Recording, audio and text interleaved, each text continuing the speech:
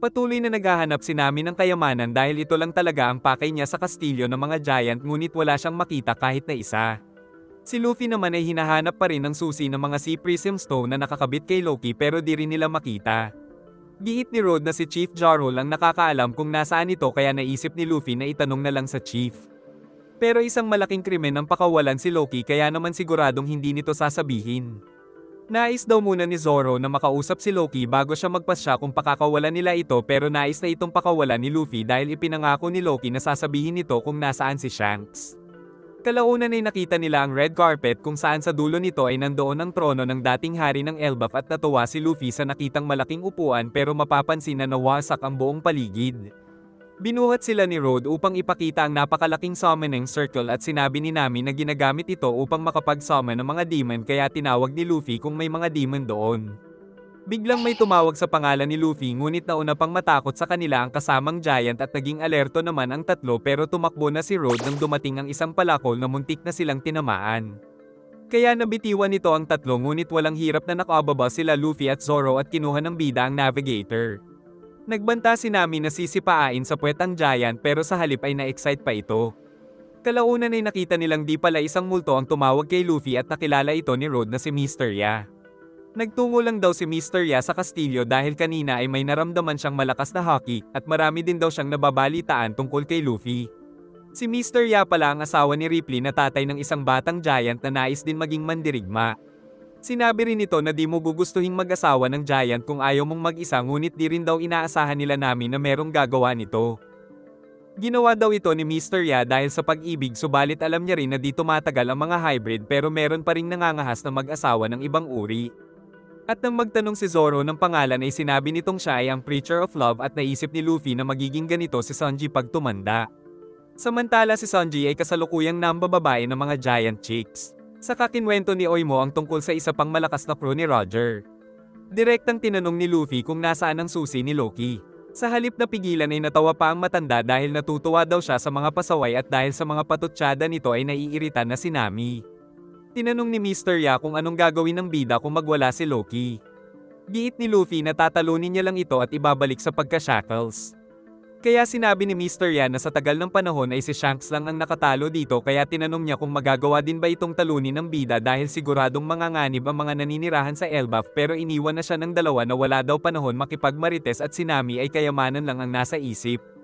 Dahil dito ay naalala niya si Goldie Roger na di rin pinapansin ang kanyang mga babala at naisip na may pagkakapareho ito kay Luffy kaya natawa na lang siya.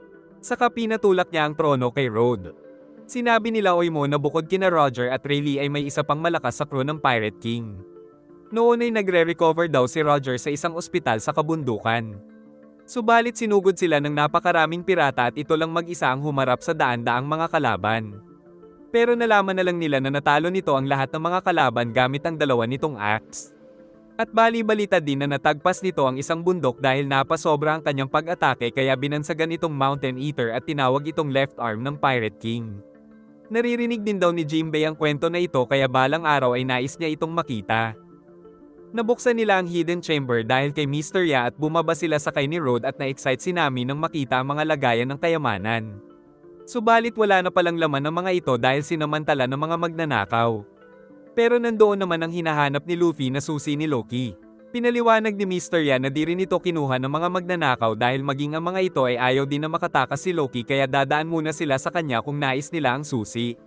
Saka ginamit nito ang lakas para mabunat ang susi at sinabi nila Oimo na ang pangatlong malakas sa Pirate King crew ay si Scopper Gaba na 20 years nang naninirahan sa Elbaf. Nagtataka sila kung bakit pa pinakita ni Mr. Ya ang susi gayong wala rin naman pala itong balak na ibigay sa kanila. Ngunit nang tinanong nito kung may bitaw ba sila ay napasugod na ang ating bida. Naalala din nila ang sinabi ni Kolo na napakalakas ng kanyang ama na isang tao. Ginamit ni Luffy ang kakayahan subalit kahit ano ang kanyang gawin ay di niya makuha ang susi ni Loki sa matanda. Kaya sinubukan niya na lang na makiusap kung ibibigay ba ito ng matanda kaso di naman ito pumayag. Kaya muling nagsimula si Luffy kaso mabilis din itong nakakailag sa kanyang mabilis na kamay at pinalo pa siya nito ng may haki ng napakalakas.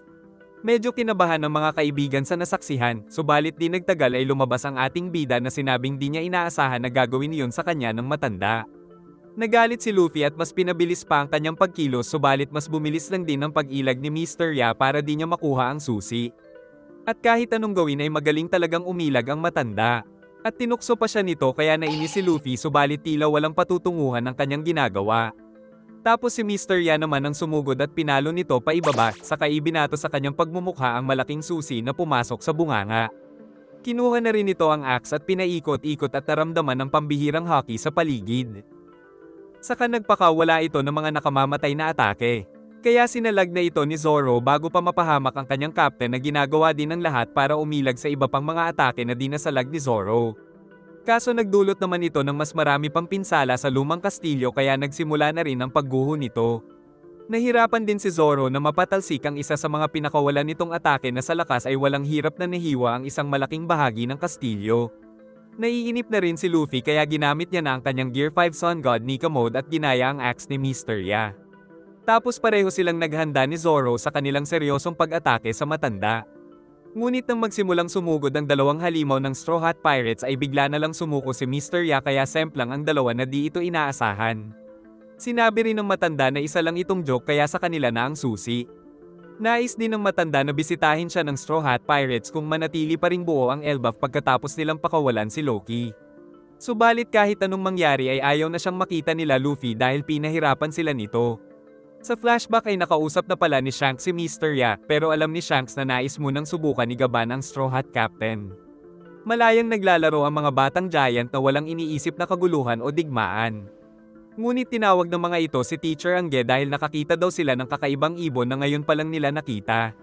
Pero di nila napansin na ang ibon pala na sinasabi ng mga bata ay ang Devil Fruit ni Gunko na gamit nilang sasakyan at lingid sa kanilang kaalaman na may planong masama ang Knights of God sa kanila. Bumaba ang dalawa at nagsimula si Gunko na gumawa ng malaking summoning circle na katulad ng nakita nila Luffy sa kastilyo dahil nais nilang mag-summon ng isa pang kasamahan para makatulong sa kanilang misyon. Matapos ang mahabang ritual ay nai-summon niya si Saint Summers na kasalukuyan pa palang nagbibihis.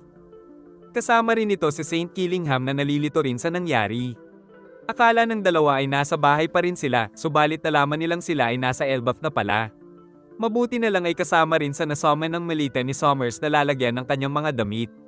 Nagtaka si Shamrock kung ba't dalawa silang dumating. Giit ng mga kasama na pinapatawag kasi si Commander Shamrock ng mga nakatataas dahil sa kinakaharap na krisis ngayon ng Holy Land. Kaya sila na daw ang bahala sa misyon nito sa Elbaf. At wala namang kaalam-alam ang mga batang giant na pinagpaplanuhan na pala silang makuha ng mga ito. Dinala ni Road ang dalawang bantay sa kastilyo na nakita nilang sugatan upang ipagamot ang mga ito. Subalit baka sa mukha ni Nami ang pagkainis dahil naubos lang daw ang oras niya sa pagpunta sa kastilyo pero wala naman siyang nakuhang ni isang kayamanan at narinig pa ng mga giant ang kanyang sinabi kaya pinapatahimik siya ni Road. Samantala si Frankie ay namamangha sa giant Adam Tree at muntik na siyang mahulog.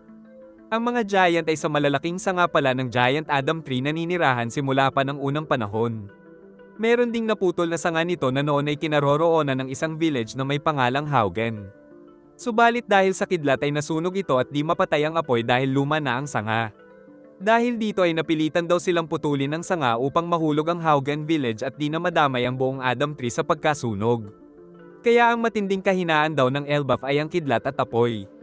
Nagbalik na rin si Nami sa nagaganap na pagtitipon at nakita niyang sobrang lasing na ni Usopp kaya lalong lumalabas ang yabang nito. Di nagustuhan ng mga giant ang pakikipag-usap niya kay Chief Jarol pero dahil sa kalasingan ay di na rin alam ni Usopp ang kanyang mga sinasabi kaya di rin nila inaasahan na babatukan pa nito ang Chief. Nais pa ni Usopp na magbigay ng pabuya sa sino mang makakahugot ng espada sa ulo ni Jarol. Pero sinabi nila Dory at Broggy na pag ginawa nila ito ay magdudugo ang Chief hanggang sa mamatay.